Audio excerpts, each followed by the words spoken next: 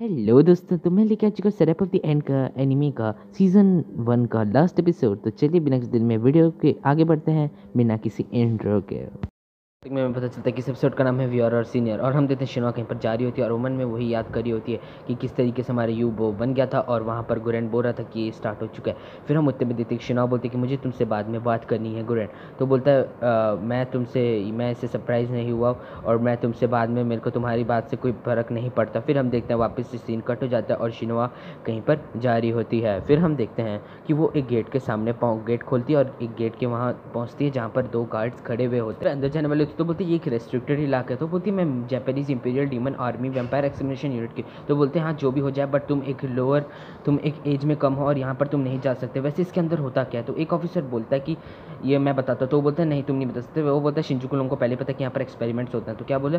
Human experiments होते हैं। हमारी शिनवा उससे बोलती है तुम हम ह्यूमंस के साथ क्या करते हो? अच्छा, पर मैं तो जा नहीं सकती। तो इसके बारे में क्या ख्याल है, क्या ये वाला जा सकता है? तो फिर वो जब देखते हैं तो बोलते हैं हीरा का एक रेस्टोरेंट हैरान हो जाता है और हम देखते हैं और इमीडिएटली उसके लिए गेट खोल देते हैं। और शिनवा फिर उस गेट के अंदर से फिर वो एक और तहखाने टाइप की जगह पे जाती है और वो मन में सोच रही होती है कि ये लोग क्यों ह्यूमन एक्सक्रीमिनेशन बोल रहे थे, एक्सपेरिमेंट बोल रहे थे, मतलब वो टाइप का समझ लो।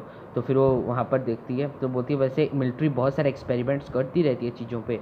आफ्टर ऑल मेरी सिस्टर भी ऐसे ही कुछ मरी थी, मेरे को जहाँ तक याद है। उसके बाद हम देखते हैं कि वो वापस उस जेल के अंदर जा रही होती है और हम देखते हैं उस जेल में बहुत सारे गाइज, मतलब वेम्पायर को हम ह्यूमन लोग कैद करके रखे हुए होते हैं और वो सारे वैम्पायर भी मतलब एक टाइप से उसको देख रहे होते हैं। फिर हम देखते हैं कि वो एक गेट खोलती है और जैसे वो गेट खोलती है हम देखते हैं बहुत सारी लेबोरेटरी बनी होती है जहाँ पर बहुत सारे डॉक्टर खून से पता नहीं क्या क्या काम कर रहे होते हैं। फिर वो एक रूम की तरफ आगे बढ़ते हैं, उस रूम में हम देखते हैं कोई बैठा हुआ होता है, वो आर्टिकल पढ़ रहा होता है। फिर वो खोलती है और बोलती है कि मैं तुम्हें 5 दिन से ढूंढ रही थी, मुझे तुमसे बहुत ही ज़्यादा क्वेश्चन पूछते हैं। और हम देखते हैं ये और कोई गुरेन होता है। तो वो बोलता है कि मैं तुम्हारे क्वेश्चन के आंसर क्यों दूँ? तो बोलता है बट यू अभी भी अनकॉन्शियस है और तुमने उसके साथ क्या किया है, तुमने क्या एक्सपेरिमेंट किया है लिग्यूमेंट क्लोनल गुरेन, पहले मुझे बताओ। तो फिर वो बोलता है कि मैं तुम्हें क्यों बताऊं और मैंने उसके साथ क्या प्लानिंग किया वो तुम जान के भी क्या कर लोगी? तो बोलते हैं कि यू एक स्पेशल कॉकटेल ऑफ ड्रग को। तो हमारी शिना बोलती है कि तुमने मुझे कहा था कि उसे मैं एक यूनिक टाइप का ड्रग दूं क्योंकि उसका इन्फर्नल आर्म बहुत ही यूनिक है, बट ये क्या है वो ड्रग? क्या वो सेम ड्रग नहीं था जो हम लोग खाए? तो वो बोलती है हाँ हाँ ये सेम ड्रग नहीं था, उसका ड्रग कुछ और ही था। मैंने उस पर बहुत सारे अलग टाइप के हमने उस पर चीज़ें की हैं। और फिर तुम क्या दुखी हो गई हो मैं हमने उसके साथ ऐसा किया? तो बोलती है हाँ मैं दुखी हो गई हूँ, तुमने ये गलत काम किया गुरेन। फिर गुरेन बोलता है अरे तुम मेरे ख्याल से तुमको मेरे आंसर से सेटिस्फाइड होना चाहिए। क्या तुम भूल गई हो कि कैसे पीस में रहते हैं? और फिर वो बोलती है कि मैंने तो कुछ भी नहीं किया और तुम ये सब क्या ह्यूमन एक्सपेरिमेंट्स करते रहते हो और सबको एंग्री में बनाते रहते हो। तुम्हारे जो भी स्पीशीज़ ऐसे ही बहुत सम कम हो गए हैं ह्यूमंस और तुम उन पे भी एक्सपेरिमेंट करते रहते हो। तुम एपोक्लाइसिस और ह्यूमंस और वैम्पायर्स के साथ कितने एक्सपेरिमेंट करके पता नहीं क्या क्या बनाते रहते हो और इस वर्ल्ड को तबाह करने की चीज़ें बनाते रहते हो। तो बोलता है एक्सक्रीमिनेटिंग वैम्पायर्स। हाँ तो ये जो, तुम मुझे बताओ कि तुम्हारी बहन को बचाने में कितने सारे लोग मर गए। तुम्हारी बहन हिरागई मिहिरू को बचाते बचाते कितने मर गए। वो अपना इन्फिनल आर्म से अच्छे से काम नहीं कर पाए, उसके वो भी खुद एक बहुत ही अलग टाइप की स्पीशीज़ थी, वो इस वर्ल्ड से बियॉन्ड थी। वो वैसी ही चीज़ें हमको वैसे चाहिए होती हैं। वो कितनी स्ट्रॉन्ग थी तुम्हें पता है ना? और मैं पहले बता दूं कि यू भी उसी की तरह एक स्ट्रॉन्ग और अलग टाइप का थोड़ा स्पीशीज़ है। और मैं तुम्हें ये भी बता देता हूँ कि तुम मुझसे क्या प्यार करने लगी हो? अगर करने लगी हो मुझे लग रहा है तो मैं तुम्हें कुछ लव एडवाइस देख सकता हूँ।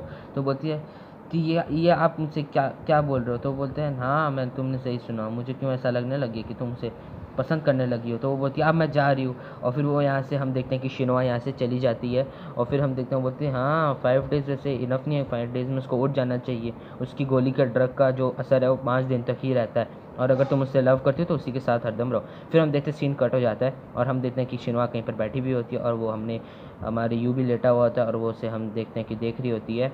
और गाइस हम देखते शिनवा बोलती है कि यू अपनी जल्दी से आंखें खोल के उठ जा।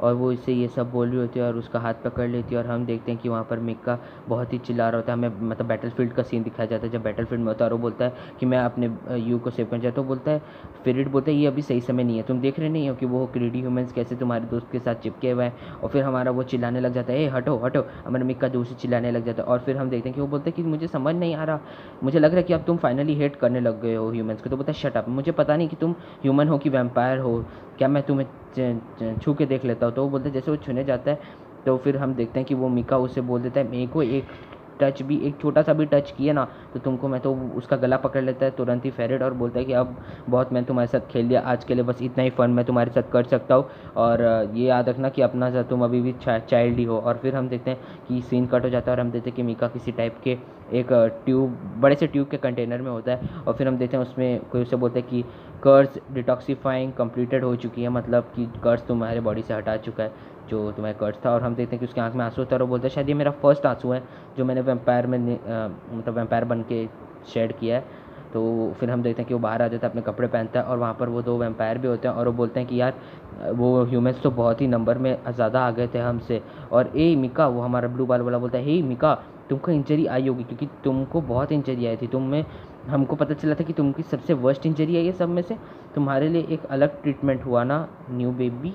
फिर वो बोलते हैं ए, फिर हमारा ब्लैक बाल वाला बोलता है ए तुम्हें पता है क्या कि मेरे सुनने में आया था कि जो प्रोमिनेंट काउंसिल है उसके साथ कुछ बातें बातें चल रही है। और हम देखते हैं कि वहाँ पर मिक्का अपना ड्रेसेस पहन के जा रहा होता है तो आए वो बोलते हैं कि हे मैं एक चीज़ तुमसे पूछ सकता हूँ क्या, वो लोग कुछ एक्सपेरिमेंट करें जिसका नाम है सरैप ऑफ द एंड का, इसी पे एनीमे का नाम है। मैं बाद में जाके हमें पता चलेगा कि सरैप ऑफ द एंड है क्या, ठीक है। तो ग्लोबल वाला वैम्पायर बोलता है कि हमारे कमांडर लॉर्ड फेरिड को भी नहीं पता वो था क्या।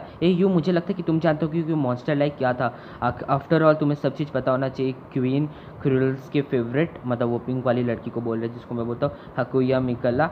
फिर हम देखते हैं कि वो उसको क्या बोलता है तो हमारा मिका पीछे मुड़ के बोलता है और बोलता है कि मुझे नहीं लगता कि मुझे ये सब क्वेश्चन तुम्हारे आंसर करने की क्वेश्चन है, और वैसे ये क्वेश्चन तो अच्छा है तुम्हें पता है। फिर वो हम देखते हैं वो बोलते हैं कि उसको पास्ट का सीन आता है जिसमें हम देखते हैं कि हमारी यू बोलता है कि तुम अब ह्यूमन हो ही नहीं। और फिर वो बोलते हैं कि क्या तुम मेरे को वापस से देखना चाहते हो। और हम देखते हैं मिका अपना चेहरा दिखाता है, बोलता है तुम भूल गए क्या मैं एक एवरेज वैम्पायर हूँ, एक अगली वैम्पायर हूँ।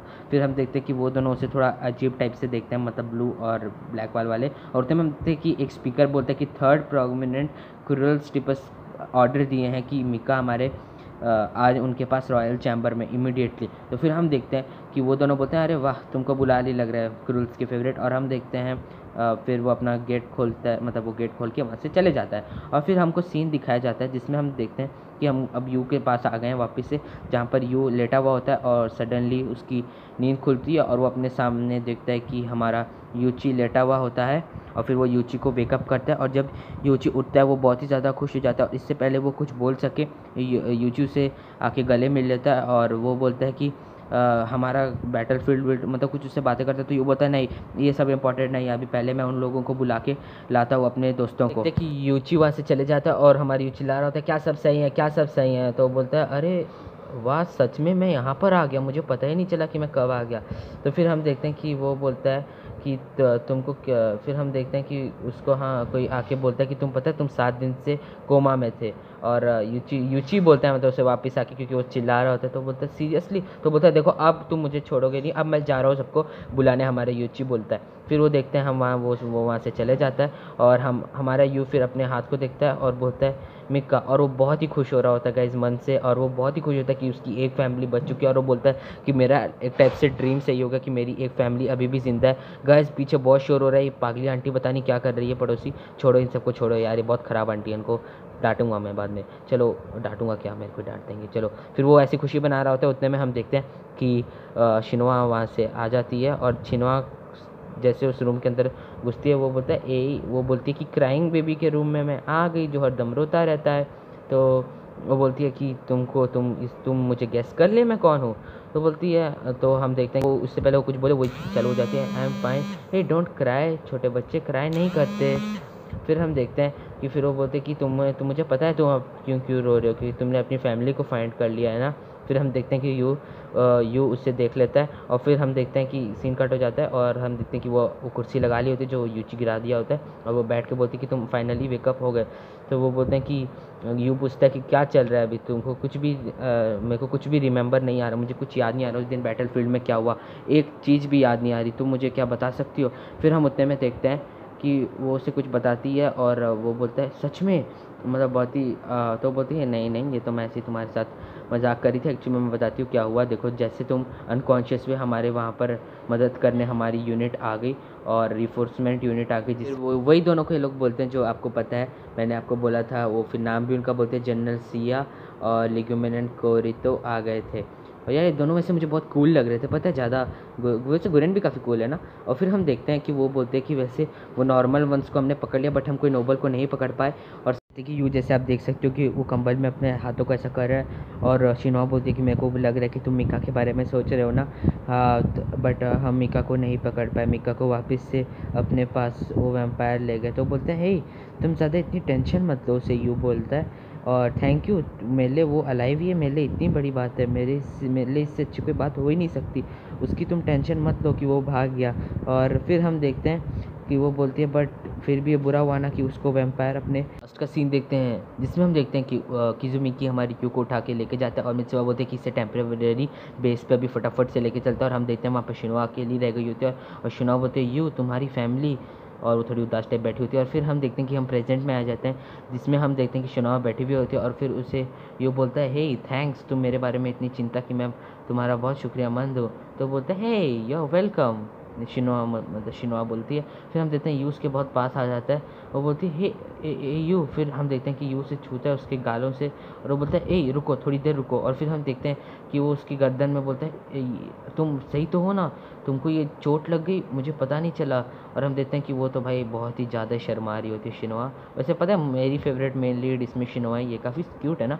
फिर हम देखते हैं कि वो बोलते हैं हाँ वो थोड़ा सा हो गया, मैं थर्स्टी थे ना इसी के लिए उन्होंने पी लिया यहाँ से खून। फिर हम देखते हैं कि हमारी वहाँ पर मित्सुबा की खतरनाक एंट्री होती है और वो इडियट बोलती है और हम देखते हैं इस हालत में यू और शिनोआ को देखते हुए इतने पास, वो बेचारी शर्मा जाती है और बोलती है कि तुम दोनों ये क्या कर रहे थे।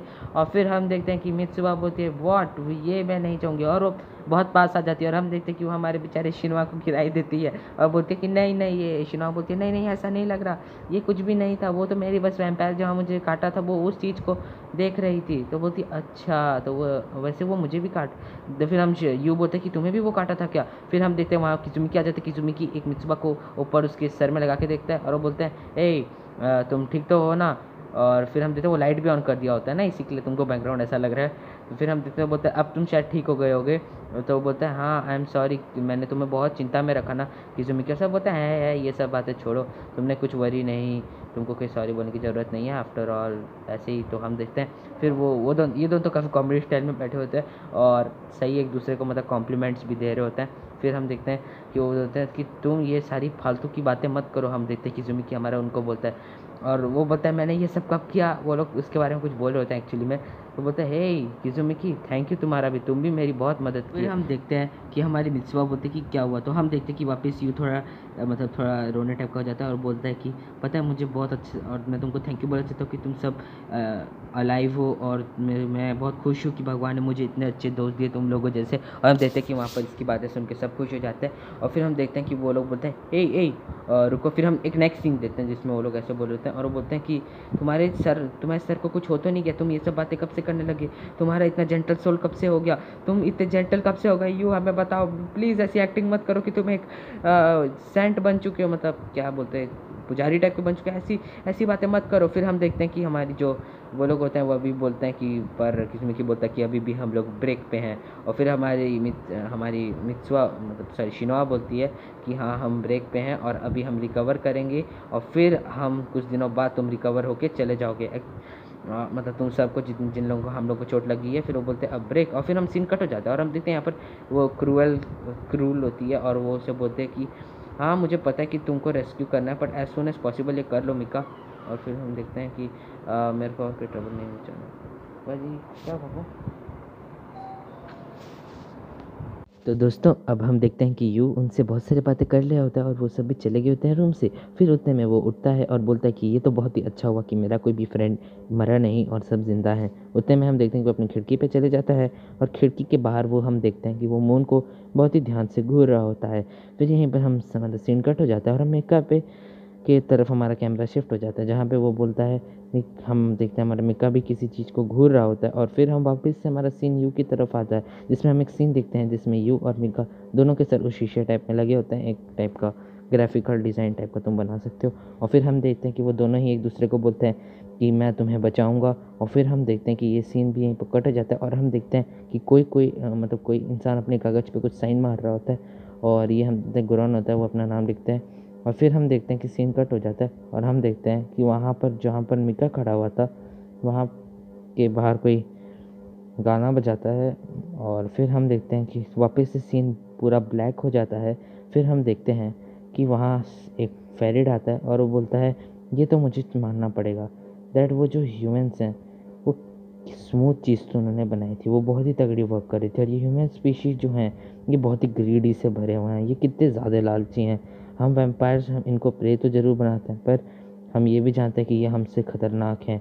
और फिर हम देखते हैं वो बोलता है do you agree with my partner, hey my partner do you agree. वो किसको बोल रहा होता है जो कि हमको नहीं दिखाते कि वो है कौन। और वो बोलता है ओए लाइट अप। और फिर हम देखते हैं कि बोलते हैं देखो हमारा ये हमारा रिसर्च डाटा है। और फिर हम देखते हैं कि वो एक घर में टाइप में किसी को बोल रहा होता है, हमको शक्ल तो रिवील नहीं होती। फिर हम देखते हैं वो वहाँ से चले जाता है और ये एपिसोड यहीं पर ख़त्म हो जाता है। सीज़न 2 बाद में मैं एक्सप्लेन करूँगा, अभी एग्ज़ाम चल रहे हैं भाई।